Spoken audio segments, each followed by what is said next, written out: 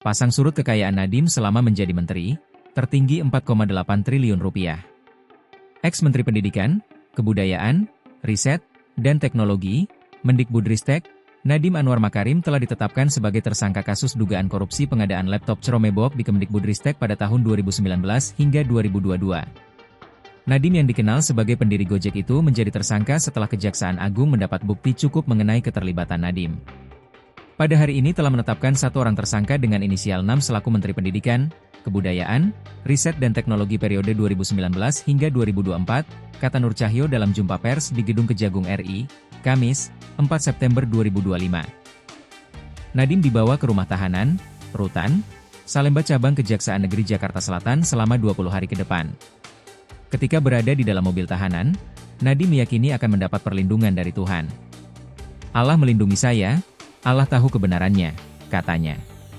Selain Nadiem, ada 4 orang lainnya yang juga menjadi tersangka, yakni Juristan, mantan staf khusus Mendikbudristek era Nadiem, Ibrahim Arif, mantan konsultan Kemendikbudristek, Sri Wahyuningsih, Direktur Sekolah Dasar Kemendikbud tahun 2020 hingga 2021, dan Mulad Syah, Direktur Sekolah Menengah Pertama, SMP, sekaligus kuasa pengguna anggaran, KPA, Kemendikbud tahun 2020 hingga 2021.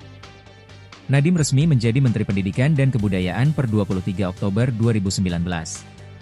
Saat itu dia menjadi salah satu Menteri Kabinet Jokowi dengan kekayaan tertinggi.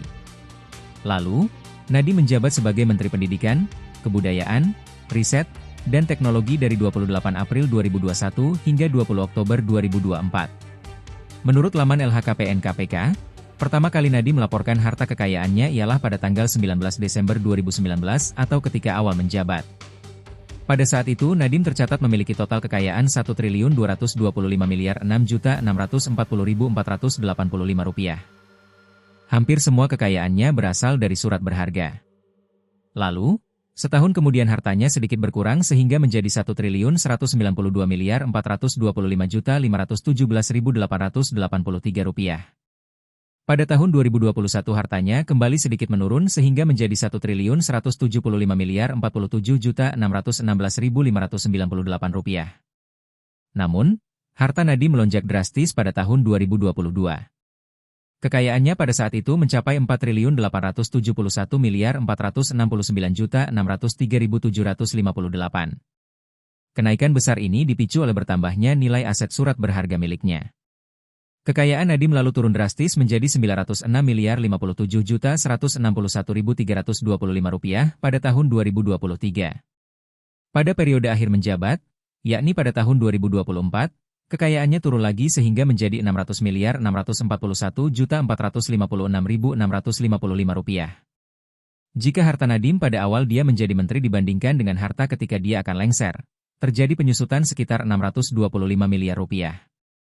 Berikut perbandingan harta Nadiem pada awal dia menjadi menteri dan pada akhir jabatannya.